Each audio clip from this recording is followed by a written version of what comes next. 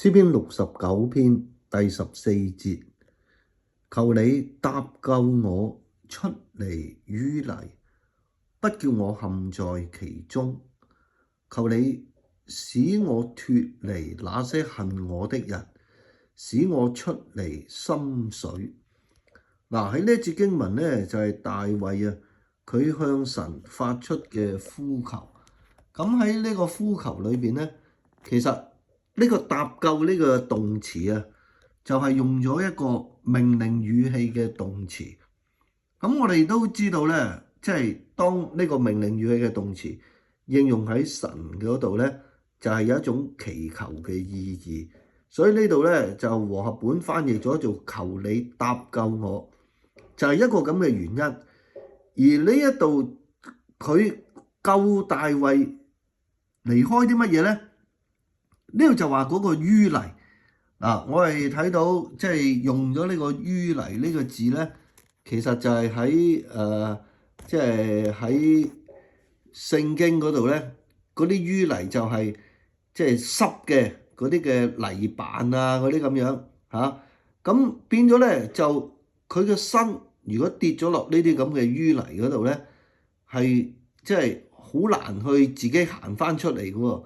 咁所以呢度呢，大衛就呼求神，即係搭救佢，咁離開呢啲嘅淤泥，唔好讓佢呢，即係跌咗落去，唔好讓佢嘅身體呢係即係陷在其中。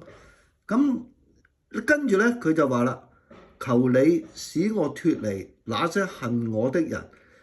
由一個嘅處境，即係喺一個淤泥嘅處境，咁轉向咗呢人嘅身上邊，脫離嗰啲咩恨佢嘅人，即係呢啲人對佢就梗係唔好噶啦，即係心懷恨意嗰啲咁所以呢班人呢，就係大衛所要呼求離開嘅。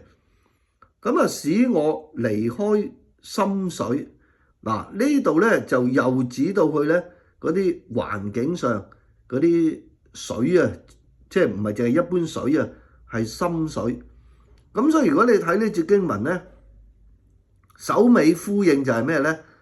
嗰啲嘅淤泥同埋深水，神即係大衛求神讓佢脫離呢啲外在環境嘅問題。但係你無論淤泥，無論係呢啲嘅深水呢，都同人係冇關噶嘛，係環境上噶嘛。咁但係呢，中間嗰度就係指到咩呢？脫離嗰啲咩恨我嘅人。其實就係指到人喎。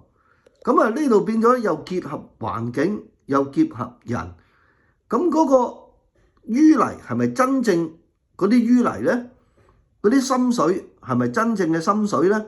喺呢度呢，我哋都有一種嘅即係文學上呢，即係大衛成日用咗一啲文學上嘅修辭去形容佢嘛。